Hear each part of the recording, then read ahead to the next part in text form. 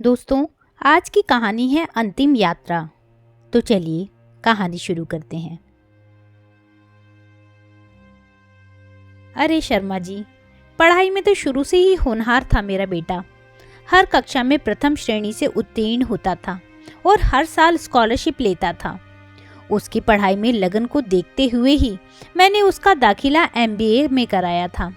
मुझे मालूम था कि वह एक दिन ज़रूर कामयाब होगा और देखो, यूनिवर्सिटी में टॉप करके उसने मेरे भरोसे को बखूबी कायम रखा है। लो, आ गया जनाब, दोस्तों के साथ अपनी कामयाबी का जश्न मनाकर। अच्छा शर्मा जी, मैं फ़ोन रखता हूँ। अपने बेटे श्रवण को आता देख मोहन लाल जी ने फ़ोन रखा और अपने बेटे को झट से गले लगा लिया। बेटा, तूने तो मेरा सिर गर्व से ऊंचा कर दिया। सुबह से बधाई देने वालों के फ़ोन आ रहे हैं। सामने खड़ी श्रवण की माँ इस दृश्य को देखकर मोहित हो रही थी। इतने में श्रवण ने कहा, माँ, पिताजी, मुझे आप दोनों को एक बात बतानी है। हाँ बोलो बेटा, क्या बात है? पिताजी, आपको तो पता ही है कि आज के समय में अच्छी नौकरी मिलना कितना मुश्किल काम है। लेकिन बेटा, तुझे चिंता करने की क्या ज़रूरत है? अभी तो तुम्हारी पढ़ाई खत्म हुई है, तुम्हें बहुत अच्छी नौकरी मिलेगी, चिंता मत करो। नहीं पिताजी, मैं वह कह रहा था कि मुझे एक बहुत बड़ी मल्टीनेशनल कंपनी के द्वारा ऑस्ट्रेलिया में नौकरी करने का प्रस्ताव मिला है। ऑस्ट्रेलिया? यह सुनकर मानो दोनों माता पिता कुछ पल के लिए जड़ हो गए। लेकिन बेटा, ऑस्ट्रेलिया में नौकरी करने की क्या ज़रूरत है? तुम्हें तो यहाँ पर भी बहुत अच्छी नौकरी मिल सकती है। इसलिए, केवल इसलिए ही मैं आपको यह बात बताने से डर रहा था। मुझे पता था कि आप लोग यही नाटक शुरू कर देंगे। आप लोग जानते हैं कि बहुत पहले से ही मेरा विदेश में नौकरी करने का सपना था और आज जब यह सपना हकीकत में बदलने जा रहा है तो मैं यह मौका गंवाना नहीं चाहता। श्रवण की बातें सुनकर उसके माँ और पिताजी दोनों की आंखों में एक अजीब सा दुख उभर आया। उन्हें लगा मानो वक्त थम सा गया हो। वे दोनों खामोश रहकर एक दूसरे को देखते जा रहे थे, जबकि श्रवण अपनी बात कहकर अपने कमरे में जा चुका था। उस रात श्रवण की माँ और पिताजी दोनों चिंता में डूबे रहे। वे दोनों श्रवण के बचपन को याद करने लगे।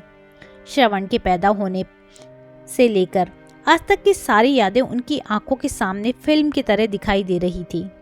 श्रवण की माँ कहने लगी, बचपन में तो श्रवण मुझे अपनी आंखों से ज़रा भी ओझल नहीं होने देता था और यदि मैं नहीं दिखती थी तो पूरा घर सर पर उठा लिया करता था और जैसे ही आप नौकरी से लौटकर आते थे तो कैसे दौड़ता हुआ आता था और आपकी टांगों में कसकर लिपट जाता था।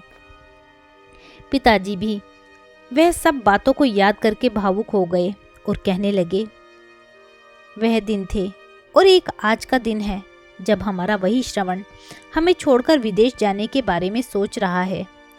हमारे इकलौते बेटे ने एक बार भी सोचा नहीं कि उसके बूढ़े माँ बाप का क्या होगा, उन्हें कौन संभालेगा। क्या औलाद इतनी स्वार्थी हो सकती है? ऐसी चिंताओं में घिरे हुए दोनों रात भर करवट बदलते रहे, लेकिन नींद उनकी आंखों को छू भी नहीं पाई। सुबह जब वे अपने कमरे से बाहर आए तो देखा श्रवण तैयार होकर जूते पहन रहा है।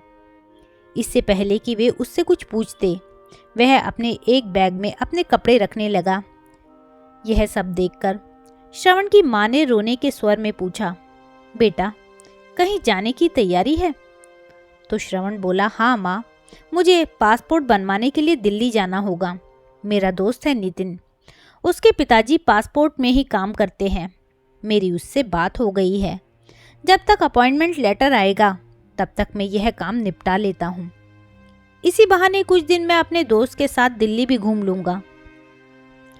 श्रवण की बात सुनकर उसकी माँ उसके लिए चाय नाश्ता लेने के लिए रसोई में गई तो उसके पिताजी ने बड़े प्यार से उससे पूछा, बेटा, एक बात तो बताओ, क्या विदेश जाना इतना ज़रूरी है? तो श्रवण बोला, पिताजी, इसमें हर्ज ही क्या है? जितना पैसा मुझे विदेश की नौकरी से मिलेगा उतना तो मैं यहाँ कभी नहीं कमा सकता। लेकिन बेटा, जिंदगी में पैसा ही तो सब कुछ नहीं होता। पिताजी फिर से बोले, तो श्रवण ने स्पष्ट शब्दों में कह दिया, पिताजी, मैं जिंदगी भर इस छोटे से घर में पड़ा नहीं रह सकता। आप चाहते हैं मैं अपने सपनों में को आग लगा दूं और आपकी तरह छोटी मोटी नौकरी करके जीवन का बोझ ढोता रहूं। ऐसा हरगिज नहीं होगा। इतना कहकर बिना नाश्ता किए वह अपना बैग उठाकर चल दिया और मोहनलाल जी अपने सुपुत्र की बातें सुनकर जैसे पत्थर बनकर रह गए। कुछ घंटों के सफर को तय करके जब श्रवण दिल्ली पहुंचा तो उसका मित्र नितिन उसके इंतजार में वहां पहले से मौजूद था। दोनों दोस्त एक दूसरे से मिलकर बहुत खुश हुए। नितिन उसे कार से अपने घर ले गया। नितिन का घर एक पॉश इलाके में था जो कि काफ़ी बड़ा था, जिसमें वह अपने माता पिता और भाई भाभी के साथ रहता था। नितिन ने श्रवण का परिचय अपने घर वालों से करवाया। नितिन ने अपने पिता को बताया कि श्रवण विदेश में जाना चाहता है, इसलिए वह पासपोर्ट संबंधी औपचारिकता पूरी करने के लिए दिल्ली आया है। नितिन के पिताजी को यह बात शायद कुछ पसंद नहीं आई। उन्होंने श्रवण से कहा, बेटा, तुम तो अपने माता पिता की इकलौते बेटे हो, तो तुम्हें यहीं रहकर उन्हें संभालना चाहिए। तो श्रवण ने कहा, अंकल जी, मेरे माता पिता ने बहुत संघर्ष करके अपना जीवन बिताया है, इसलिए मैं चाहता हूँ कि मैं विदेश जाकर अच्छे पैसे कमाऊं ताकि उनको सुख भरी जिंदगी दे सकूं। एक साथ बैठकर चाय नाश्ता करने के उपरांत नितिन उसे अपने घर में बने गेस्ट रूम में ले गया। गेस्ट रूम बहुत ही आरामदायक था। काफ़ी देर तक दोनों मित्र बेड पर लेटे लेटे इधर उधर की बातें करते रहे और हंसी मजाक करते रहे। गेस्ट रूम के सामने एक कमरा बना हुआ था जहां से रह रहकर खांसने की आवाज़ आ रही थी। बात करते करते नितिन भी बीच बीच में उस कमरे में आ जा रहा था। जब नितिन कुछ काम से घर से बाहर गया तो श्रवण उठकर कमरे में झांका तो देखा वहां एक बूढ़े दादाजी जोर जोर से खांस रहे हैं। श्रवण उनके पास गया और अपने हाथ से सहारा देते हुए उन्हें सीधा बिठाया। थोड़ी देर उनकी कमर पर हाथ फेरा और एक गिलास में पानी भरकर उन्हें दिया। उन्होंने कांपते हाथों से गिलास को पकड़ा, फिर 2-4 घूंट पानी पीकर श्रवण को वापस दे दिया। अब तक उनकी खांसी भी बंद हो चुकी थी। श्रवण ने गिलास रखकर उन्हें वापस बिस्तर पर लिटाया, जहां एक ओर वह राहत महसूस कर रहे थे तो दूसरी ओर श्रवण को प्रश्न भरी नज़रों से देखते जा रहे थे। श्रवण उनकी नज़रों में छिपे प्रश्न को तुरंत समझ गया और बोला, जी मैं नितिन का दोस्त हूँ, आज ही दिल्ली से आया हूँ। तो बूढ़े दादाजी ने यह बात सुनकर उसे आशीर्वाद देने के लिए अपना हाथ उठाया और अपना कांपता हाथ उसके सिर पर रखा। श्रवण को उनकी हालत देखकर काफ़ी अफसोस हो रहा था। थोड़ी देर तक श्रवण उनके पास रखी कुर्सी पर बैठा रहा। थोड़ी देर में नितिन के पिताजी अंदर आए और श्रवण का हालचाल जानने लगे और दादाजी को दवाई देते हुए कहने लगे, आप कैसे हैं पिताजी, खांसी में कुछ आराम आया? तो बूढ़े दादाजी ने हाँ में सिर हिला दिया। अब अगले दिन श्रवण अपने दोस्त नितिन के साथ पासपोर्ट बनवाने संबंधी औपचारिकता पूरी करने के लिए निकला। दोपहर को दोनों ने रेस्टोरेंट में खाना खाया और फिर घर लौटे तो देखा कि नितिन का पूरा परिवार दादाजी के कमरे में मौजूद था। नितिन के माता पिता पास में रखी चारपाई पर बैठे थे। भाभी उन्हें फल काटकर खिला रही थी और भैया उनकी टांगे दबा रहे थे। घर पहुंचते ही नितिन भी उनका हालचाल जानने के लिए चला गया। अपने दोस्त के पूरे परिवार का प्रेम और अपनापन देखकर श्रवण बहुत प्रभावित हुआ। वह गर्व महसूस कर रहा था कि उसे इतने अच्छे लोगों के बीच रहने का सौभाग्य प्राप्त हुआ। साथ ही साथ वह यह देखकर हैरान था कि आजकल के परिवारों में भी इतनी एकता देखने को मिलती है। श्रवण भी कुछ समय निकालकर बूढ़े दादाजी और उनके परिवार के पास जाया करता था और दादाजी की कुछ मदद कर दिया करता था, जैसे पानी पिलाना या उठकर बैठने में मदद करना। 2-3 दिन में ही श्रवण को भी बूढ़े दादाजी से खासा लगाव हो गया था और दादाजी का चेहरा भी उसे देखकर खिल उठता था। अपने दोस्त के घर आए हुए श्रवण को 3 दिन हो चुके थे। आज सुबह जब वह सोकर उठा तो देखा कि सामने वे बूढ़े बाबा जी के कमरे में घर के सभी सदस्यों के अलावा डॉक्टर साहब भी मौजूद थे। वे दादाजी की तबीयत की जांच कर रहे थे। दादाजी की तबीयत आज कुछ ज़्यादा ही खराब थी। उन्हें सांस लेने में कठिनाई हो रही थी। पूछने पर पता चला कि उन्होंने कल शाम से खाना नहीं खाया है। परिवार के सभी लोग मायूस और शांत खड़े थे। दादाजी कुछ बोलने की हालत में नहीं थे, लेकिन उनकी आंखों में सबके लिए स्नेह साफ नजर आ रहा था। परंतु कुछ ऐसी हालत में भी गहरी लकीरें और झुर्रियों से भरे उनके चेहरे पर संतुष्टि के भाव थे। इतने में नितिन के पिताजी उनके पास आकर बैठ गए और अश्रुपूरित आंखों से उन्हें कहने लगे, पिताजी, अमित को फोन लगाऊं? यह वाक्य सुनते ही दादाजी की आंखों में आंसू भर आए और उनके चेहरे की संतुष्टि के भाव कहीं गायब हो गए। फिर लाचार होकर थोड़ी देर तक कमरे की छत को निहारते रहे और फिर बिना कुछ बोले अपनी गर्दन को ना में हिला दिया और फिर आंसुओं से भरी अपनी आंखें बंद की और उनके आंसू निकलकर तकिए को भिगोने लगे। दिन भर सभी लोग उनकी सेवा टहल में लगे रहे, लेकिन श्रवण को रह रहकर मन में एक ही विचार आ रहा था कि आखिर यह अमित कौन है जिसका जिक्र नितिन के पिताजी कर रहे थे। यह प्रश्न उसे विचार की दलदल में धकेल रहा था। अंकल किसके बारे में बात कर रहे थे और क्यों उनकी बात सुनकर दादाजी इतने भावुक हो गए थे कि उनकी आंखों से अश्रुधारा बहने लगी थी। परंतु वे फिर भी उससे मिलना नहीं चाहते थे। शाम को जब नितिन उससे मिलने आया तो वह अपने आप को रोक न पाया और इस सवाल का जवाब नितिन से जानना चाहा। तो नितिन ने उसे बताया कि अमित इन दादाजी का इकलौता बेटा है। यह सुनकर श्रवण भौचक्का रह गया और फिर उसने बेचैनी और उत्सुकता भरे स्वर से पूछा, क्यों अंकल इनके क्या लगते हैं फिर? नितिन ने बताया कि हम लोगों का इनसे सिर्फ इंसानियत का रिश्ता है, लेकिन कुछ ना होते हुए भी यह हमारे लिए बहुत कुछ है। यह मेरे पिताजी के अध्यापक हुआ करते थे। बड़े ही मृदुभाषी व्यक्ति थे और उस समय के सर्वश्रेष्ठ शिक्षक के रूप में प्रसिद्ध थे। मेरे पिताजी का मानना है कि आज वे जो कुछ भी हैं केवल उनके कारण ही है। पढ़ाई की फीस भरने के लिए भी पैसे नहीं होते थे मेरे पिताजी के पास, लेकिन उन्होंने बिना 1 रुपया भी लिए उन्हें पढ़ाया और न केवल पढ़ाया बल्कि पढ़ने में उनकी रुचि भी जगाई।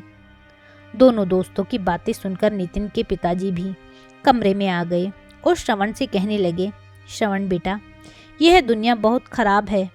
यहाँ सब रिश्ते मतलब के ही हो कर रह चुके हैं। जब तक मतलब होता है इंसान की अहमियत होती है, जब मतलब खत्म तो रिश्ते भी खत्म। हैरानी की बात तो यह है कि इन्हें इनके बेटे ने ही छोड़ दिया। वह बेटा जो उन्हें भगवान से बहुत मन्नतें मांगने और बहुत वर्षों के इंतजार के बाद मिला था। वह औलाद जिसे पाल पोस कर बड़ा करके कामयाब बनाने के लिए उन्होंने अपना सब कुछ न्यौछावर कर दिया और उसे इतना पढ़ाया कि वह अमेरिका में आज एक बड़ी कंपनी में ऊंचे पद पर काम कर रहा है। लेकिन पीछे रह गए उसके बूढ़े माता पिता। उसने तो वहां जाकर अमेरिका की एक लड़की से शादी कर ली और वहीं घर बसा लिया। वहीं का हो गया। पुश्तैनी मकान तो उसने पहले ही बेच दिया था और अपने माता पिता को किराए के मकान में छोड़कर चला गया था। उसकी माँ यह सब ज़्यादा दिनों तक बर्दाश्त नहीं कर पाई। 3 वर्ष पहले उनका भी देहांत हो गया। लेकिन बूढ़े पिता अपनी पत्नी के देहांत के बाद बिल्कुल अकेले रह गए और एक दिन मेरे पास पासपोर्ट ऑफिस में आकर मेरे पैरों में गिर गए और मुझसे विनती करने लगे कि मैं उनका पासपोर्ट बनवा दूं ताकि वह अपने बेटे के पास विदेश जा सके।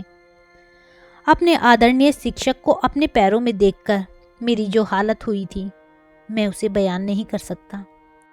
मैंने उन्हें उठाकर संभाला, उन्हें चाय नाश्ता दिया और उनके बेटे को फ़ोन लगाया। अमित ने फ़ोन उठाया तो, लेकिन यह कहकर टाल दिया कि कुछ समय बाद मैं पिताजी को ले जाऊंगा, और वह समय आज तक नहीं आया। उसके बाद मैंने उन्हें अकेला नहीं छोड़ा और इस घर में ले आया। बच्चों को भी दादाजी का प्यार मिल गया और उन्हें भी परिवार मिल गया। तब से मैं भी उन्हें पिताजी कहकर संबोधित करता हूँ। श्रवण उनकी बातें सुनकर अचंभित हो रहा था। दुनिया के निर्दयी रूप का परिचय पाकर उसका हृदय अंदर तक परेशानी की दलदल में धंस रहा था। अभी भी दोनों बातचीत कर ही रहे थे कि दादाजी के कमरे में कराहने की आवाज़ तेज होने लगी। आवाज़ सुनकर किसी अनहोनी की आशंका से नितिन और उसके पिताजी कमरे की तरफ दौड़े। श्रवण रह गया, फिर अपने आप को संभालते हुए उठा और दादाजी के कमरे में गया। देखा तो दादाजी को सांस लेने में अत्यधिक तकलीफ हो रही थी। उनकी आंखें खुली की खुली थी और अंकल जी उनके हाथ को अपने हाथों में लिए सजल नेत्रों से उनकी ओर चिंतित भाव से देखते जा रहे थे। तब तक परिवार के बाकी सदस्य भी उनके कमरे में पहुंच चुके थे। भैया उनके पैरों को सहलाने लगे और आंटी उनके मुंह में गंगाजल की बूंदें डालने लगी। फिर वे अपनी आंखों को खोल नहीं पा रहे थे। उन्होंने बड़ी मुश्किल से अपने दोनों हाथ जोड़कर कमरे में मौजूद लोगों की तरफ लाचारी से देखा और अचानक उनके हाथ ढीले हो गए और गर्दन एक तरफ लुढ़क गई। अपने सभी शारीरिक और मानसिक दुखों से मुक्त होकर भी इस निर्दयी दुनिया से हमेशा हमेशा के लिए रुखसत हो गए। उनके पार्थिव शरीर को अंतिम विदाई देने की तैयारी की जाने लगी और पूरी साज सजावट के साथ उनके मृत शरीर को शमशान ले जाया गया। पूरा शमशान लोगों की भीड़ से खचाखच भरा हुआ था, लेकिन हैरानी की बात तो यह थी कि इस भीड़ में एक भी व्यक्ति ऐसा नहीं था जिससे उनका खून का रिश्ता हो। वहाँ सभी लोग केवल और केवल इंसानियत के खातिर उन्हें अंतिम विदाई देने के लिए आए थे। और सबसे बड़ी विडंबना यह थी, जिन लोगों से उनका यह रिश्ता था उन्हें तो खबर भी नहीं थी कि आज उनका कोई अपना, जो उनसे जान से भी ज़्यादा प्यार करता था, इस दुनिया से विदा हो गया है। लेकिन अगर खबर होती भी तो भी शायद कोई फ़र्क नहीं पड़ता था उन्हें, क्योंकि अगर फ़र्क पड़ना ही होता तो क्या वह आज ऐसी स्थिति में संसार से जाते। नितिन और उसके परिवार के साथ आज श्रवण भी इस मृत बुजुर्ग के भाग्य पर आंसू बहा रहा था। उसके दुख की कोई सीमा ही नहीं थी।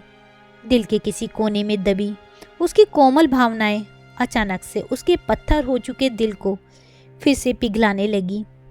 शमशान की चिता पर लेटे हुए बूढ़े दादाजी के चेहरे में उसे अपने पिता का चेहरा नजर आने लगा और वह चेहरा नजर आते ही वह फूट फूट कर रोने लगा। उसे एहसास हो गया कि क्यों उसके माता पिता उसके विदेश जाने की बात सुनकर पत्थर की तरह जड़ हो गए थे, क्यों उसके सामने गिड़गिड़ा रहे थे और हाथ जोड़कर विदेश न जाने की फरियाद कर रहे थे। सारी विधियां पूरी हो चुकी थी और चिता को अग्नि देना बाकी था। यह काम नितिन के पिताजी के द्वारा किया गया। चिता की जलती हुई अग्नि में रह रहकर उसे अपना बचपन किसी चलचित्र की तरह नजर आ रहा था। बूढ़े दादाजी की अंतिम विदाई के साथ ही शायद श्रवण भी अपने माता पिता के प्रति कड़वाहट को अंतिम विदाई दे रहा था। और उसी दौरान उसके मोबाइल की घंटी बजी। देखा तो उसके पिताजी का फ़ोन था। अपने आप को संभालते हुए उसने कांपते हाथों से फ़ोन उठाया तो उधर से उसके पिताजी की करुणा और वेदना से सराबोर आवाज़ आई, बेटा तुम्हारा अपॉइंटमेंट लेटर आ चुका है। केवल यह वाक्य सुनने की देर थी कि श्रवण जार जार रोने लगा और कुछ न बोल पाया। उसके ठीक 2 घंटे बाद वह रेलवे स्टेशन पहुंच चुका था और उसका दोस्त नितिन उसे छोड़ने आया था। श्रवण ने उसे गले लगाकर उसका शुक्रिया अदा किया और कहा कि अपने घर रहने का मौका देकर उसने उस पर बहुत बड़ा एहसान किया है, क्योंकि वहाँ रहकर ही उसने परिवार शब्द का मतलब समझा है।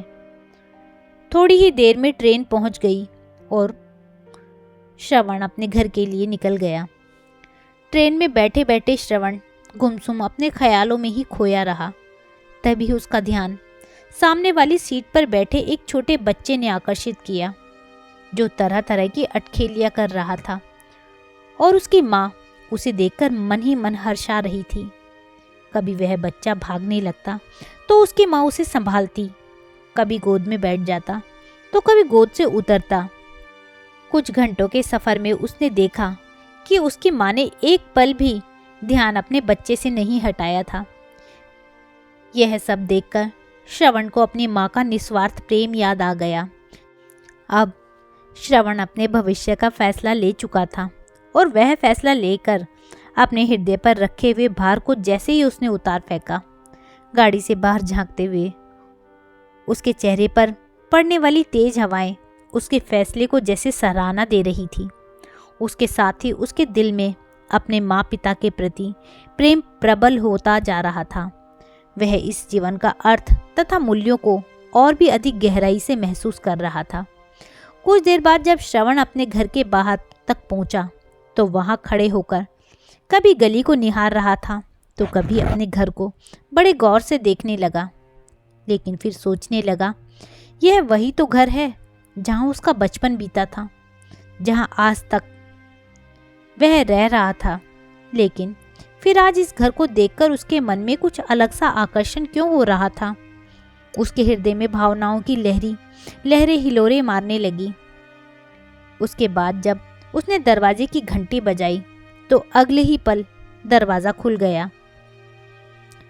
दरवाजे पर उसके माँ और पिताजी खड़े थे, परंतु श्रवण ने जैसे ही उनकी तरफ देखा तो उसे एहसास हुआ कि उसके माँ पिताजी 4 दिन की चिंता के कारण सूख कर लगभग आधे हो गए थे। उनकी बूढ़ी आंखों में उदासी स्पष्ट नजर आ रही थी। उनकी ऐसी हालत देखकर श्रवण का कलेजा मुंह को आने लगा। एकाएक उसका बैग हाथ से छूटकर नीचे गिर गया और वह अपनी माँ और पिताजी से लिपटकर फूट फूट कर रोने लगा। लेकिन उसके माँ और पिताजी यह समझ नहीं पा रहे थे कि आखिर श्रवण को क्या हो गया है। फिर उसके पिताजी उसके आंसुओं को पोंछते हुए अपनी जेब से उसका अपॉइंटमेंट लेटर निकालकर देने लगे। श्रवण ने जब इस अपॉइंटमेंट लेटर को हाथ में लिया तो वह लेटर गीला था। श्रवण को समझते देर न लगी कि यह लेटर किसी और वजह से नहीं बल्कि उसकी माँ और पिताजी के आंसुओं के कारण गीला है। उसने तुरंत उस पत्र के टुकड़े टुकड़े कर दिए और फिर प्रेम और करुणा मिश्रित स्वर से बोला, माँ, पिताजी, मैं आप दोनों को छोड़कर कहीं नहीं जाऊंगा। और फिर से उनके गले लग गया। आज इस घर में प्यार और खुशी के आंसुओं का सैलाब आ चुका था।